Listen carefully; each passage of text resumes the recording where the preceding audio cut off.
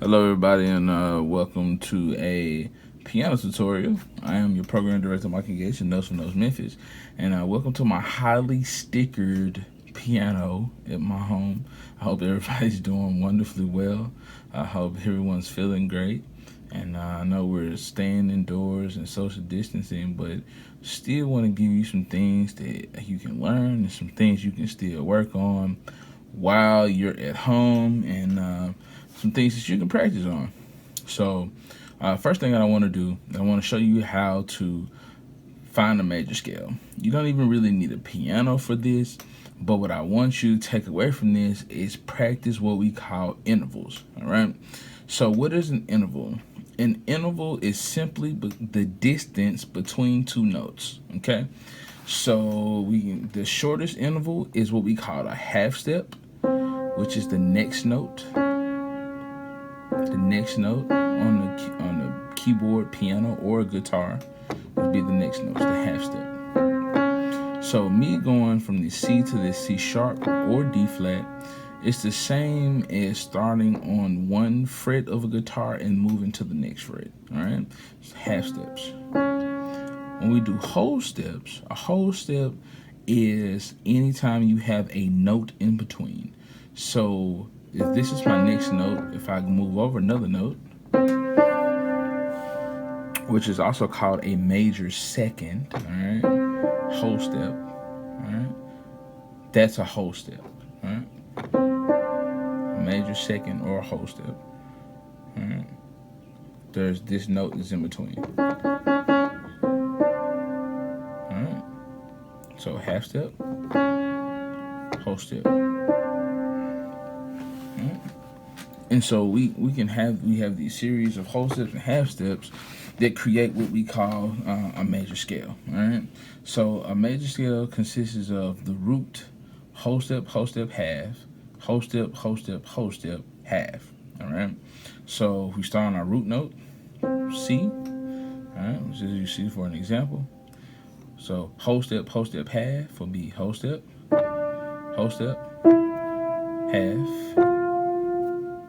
Whole step, half. We put it together. Root, whole step, half. Whole step, half. All right. And you can start from any note on your instrument and follow that sequence or that rule or that whatever you want to call it, rule, sequence. You can do that, and you can find your major scale. So it doesn't matter. I'm just gonna pick a note. Let's go. This is an E flat or D sharp. All right. Going to the left, you sharp it or raise the note. Going to the right, you sharpen the note. Going to the left, you do what we call flatting the note. So flatting, you go down. Sharpen, you go up. All right, same note. So this is an E flat or a D sharp. All right, we call those enharmonic tones. All right, so I can find my major scale by going whole step, root, whole step means skipping a note. So you would skip the E and go to the F. All right, so whole step, root, whole step,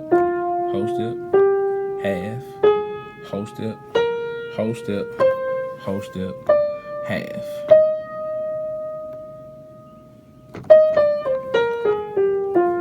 Sorry, I bumped the camera there. All right. So that's how you find your major scales. All right.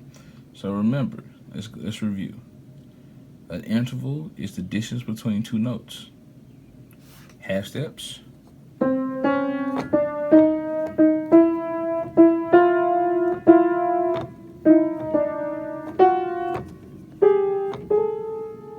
right. Half steps. Whole steps. Notes in between.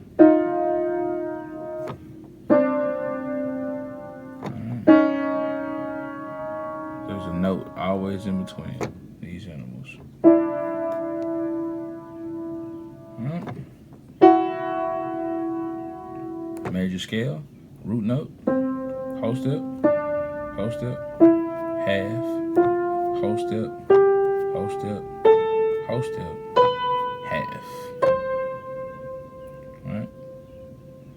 And you can find that, you can do that.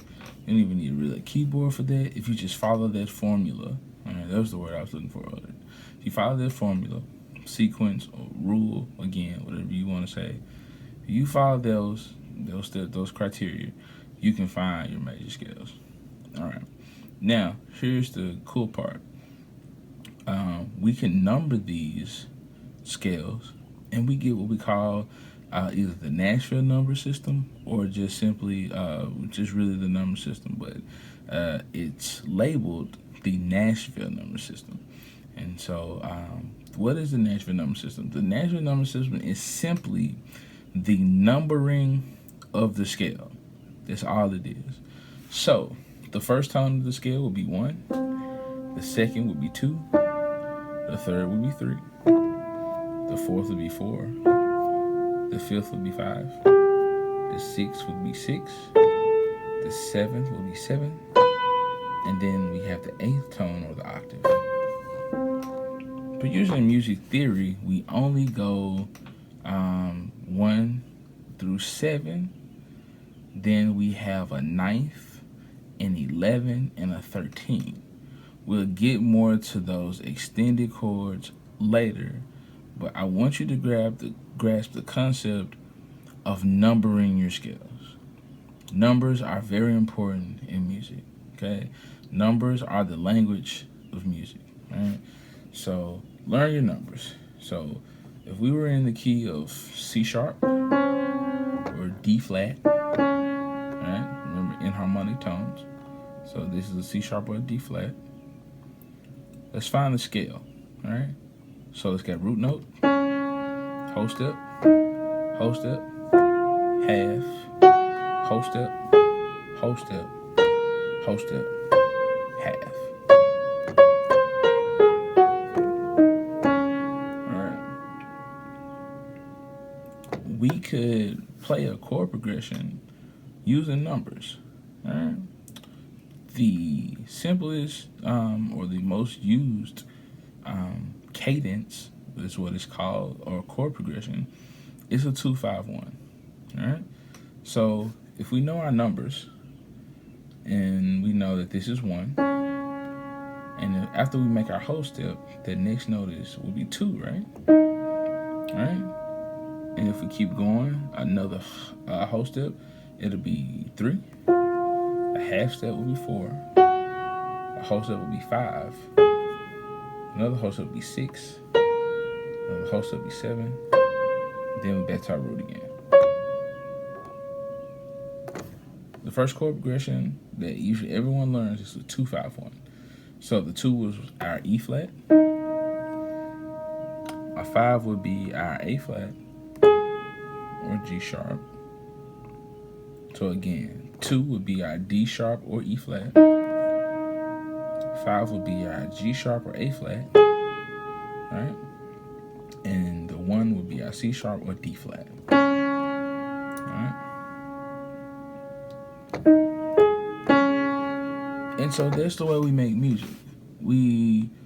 All music is based on chord progressions. Here's another simple chord progression. Is a 4, 6, 5, back to the 4. So 4, 6, 5, 4. Alright? So that's how we can make music. Now, in my next video, we're getting to our 10-minute mark.